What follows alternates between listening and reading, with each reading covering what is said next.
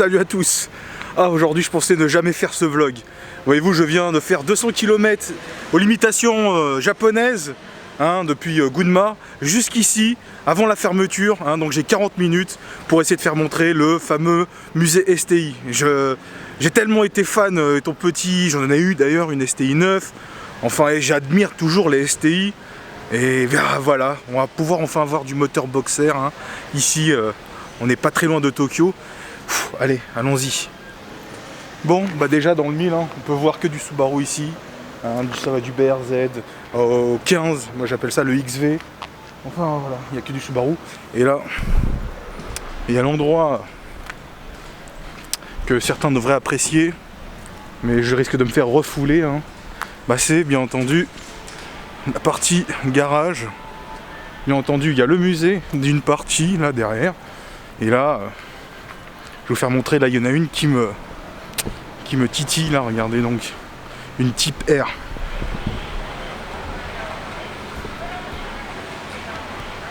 Avec la petite écope là au-dessus là. Il s'agit bien d'une 6 Type R si je dis pas de bêtises.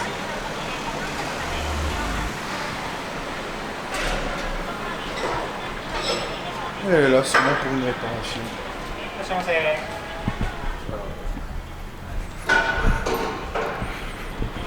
Bon, et bien dépêchons-nous vite d'aller voir ce fameux musée. Et c'est ici.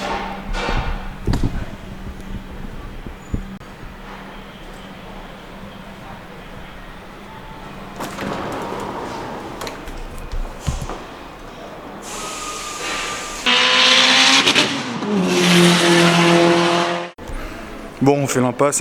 Derrière, c'est la zone de jeu. Pour ceux qui ont des gosses, ils peuvent laisser les gamins ici. Et là, il y a la partie commerciale. Bon, c'est pas ce qui m'intéresse le plus. Je suis pas venu ici acheter un Forester. Même si je respecte les Forester et je sais qu'il y a de très beaux Forester turbo, je pense que tout se passe en hauteur. Et par contre, c'est extrêmement blanc là. On se croirait au paradis. Ah, ça c'est sympa, ça déjà. Donc déjà, on a une Livorg. Ça, c'est très très vendu au Japon, ça. Et bien entendu, la version STI S4, une version soi-disant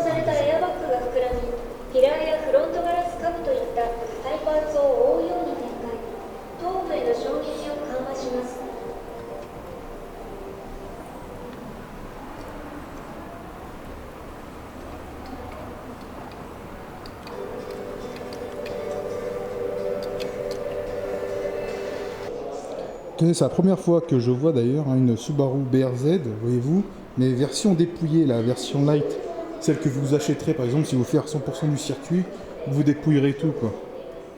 Donc là il y a vraiment mais rien. Enfin c'est vraiment sommaire quoi. Que ça va du siège à la planche de bord.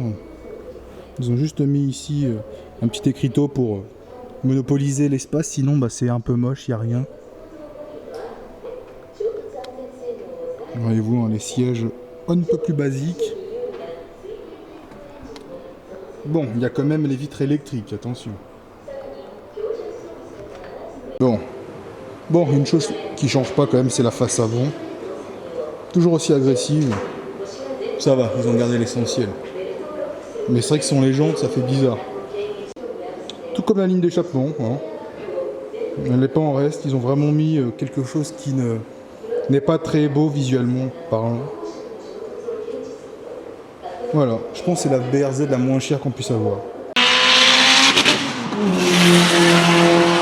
Bon, et bien montons les escaliers qui nous mènent aux pièces de collection tant attendues. J'espère que je ne me suis pas trompé. Ah, c'est bien ici, il n'y a pas de souci. Aucun problème.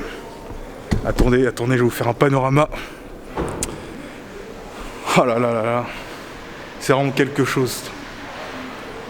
Donc voilà. Est-ce que vous méritez réellement? Hop, hop, ah. Allez, on vous fait montrer ça tout de suite.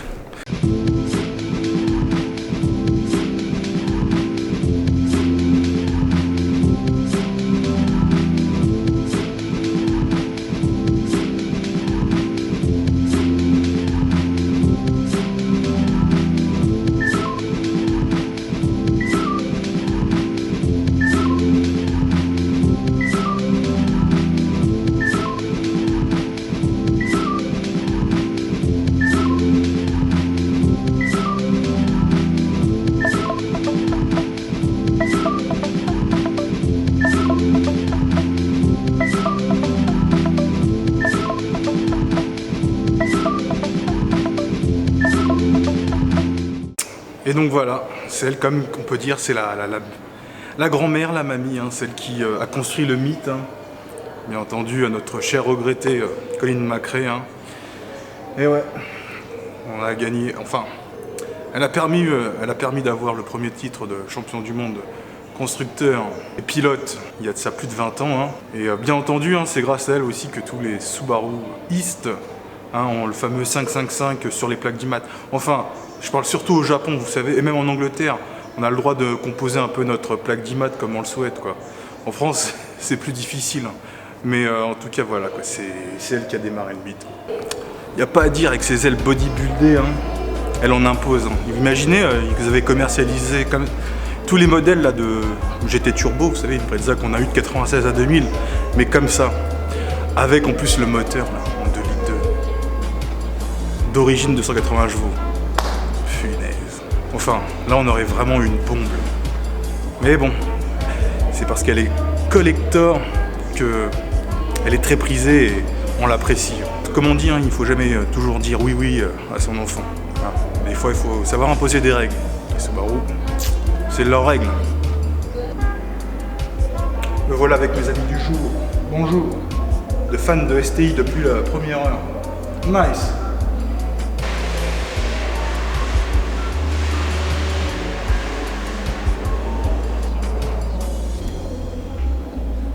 Et donc nous voilà dans la partie dédiée aux accessoires. Hein. Donc ici, hein, comme vous pouvez voir, les fameuses tower bars, hein, celles qu'on met entre les deux têtes d'amortisseur hein, pour rigidifier le train avant. Par contre, ils mettent pas le tarif. C'est comme ici, on continue. On a de super belles BBS performance. Hein.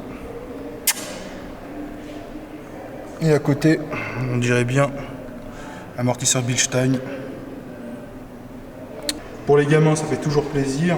Hein, pour déjà le mettre dans le bain. Petite peluche qui va bien. Et là, nous avons le droit à tous les trophées hein, dont ils ont participé. Surtout le Nürburgring, hein, ces 10 dernières années, c'était un peu leur objectif. Et justement, je voudrais en parler là.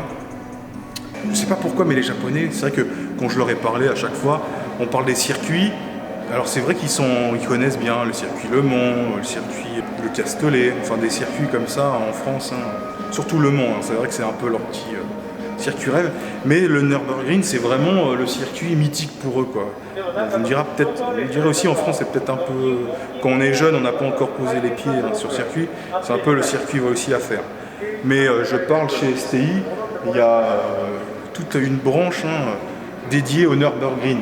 Et c'est même un challenge pour eux.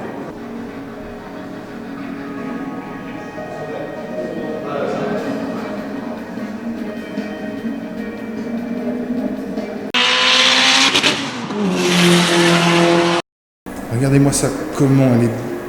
Je sais pas, le terme bodybuildé, je le trouve bon à force, hein, archi usé. Là, il y a quelque chose, là, il y a de la magie. Là, on sent vraiment...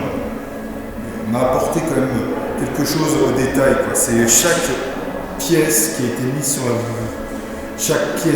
sur la voiture est dédiée qu'à une seule chose. Eh bien, battre un record. Et aujourd'hui, commercialement, le Nürburgring, ça fait vendre. Hein. Combien est-ce que vous êtes à chaque fois à dire oui, telle traction, telle quatre-motrice, sur un Nürburgring. Et bien voilà, Subaru maintenant on l'a compris. Le rallye, bon. Vu qu'ils ont abandonné le rallye, je parle championnat du monde WRC, ils se sont diversifiés dans plein de petites ramifications automobiles. Hein, plein de courses, les courses d'endurance bien entendu. Hein. Bon après c'est vrai qu'il y a ce gros talon. Moi personnellement ça me dérangerait pas. Oui, ce gros aileron, je le trouve assez bien proportionné au reste de la voiture. Hein. Bien entendu certains le retireront hein, peut-être. Comme je l'ai dit, hein, quelques exemplaires pour battre des records. Pour la commercialisation, je pense que ça va faire carton plein. Bon, après les très très gros portefeuilles, je parle.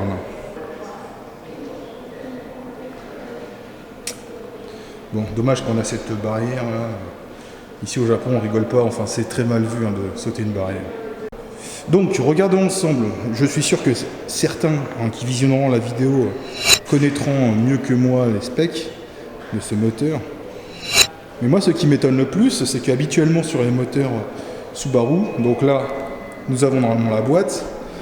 Juste en dessous devrait sortir la tubulure d'échappement et le turbo devrait être à peu près ici. Donc là, ils ont carrément changé la cinématique du turbo et nous l'avons qui passe juste en face de la face accessoire et le voilà. Alors, je ne sais pas si ça zoome bien. Voilà, le turbo avec la partie échangeur à plat. Donc on peut voir aussi entrée compresseur. Ah, je suis vraiment frustré, je peux pas aller de l'autre côté, enfin, ça va être un peu chiant. Voilà, donc là on va simuler le flux d'air. Ah, vous l'entendez le flux d'air. Et la partie échappement qui passe ici, alors qu'habituellement elle passe de l'autre côté, voyez-vous. Donc on a une cinématique sur tout ce qui est admission, échappement, qui est complètement différent de l'origine. Mais bien entendu, ce ne sont pas des apprentis, ils savent exactement de quoi il s'agit. Après, nous avons ici une partie arbre et cam, tout ce qui est bobine d'allumage, injection, et voilà. Après, on peut essayer de voir zoomer sur les pistons.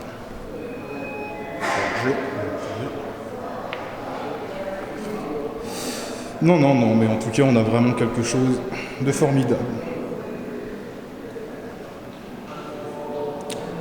Bon, finalement, j'ai réussi à finir un peu dans les temps. J'ai même un petit peu débordé, mais bien entendu, ici l'écriteau, c'est là où ils mettent le fameux closed. Bien pour moi, un petit youtubeur français, ils ont été assez sympas et gentils. Ils m'ont laissé continuer, quoi. On ne voit ça qu'au Japon. J'aurais pu rester encore une heure de plus, ils m'auraient laissé, je pense. Mais bon, toute bonne chose a une fin. Bon, et bien c'est maintenant que s'achève cette vidéo sur ce musée Subaru. J'espère que vous avez apprécié. Quelques pièces mises à disposition, mais pas des moindres, bien entendu. Donc, un petit pouce bleu, ça fait toujours plaisir. Ça ferait aussi plaisir à la firme. Et voilà, abonnez-vous pour de nouvelles vidéos. Allez, ciao!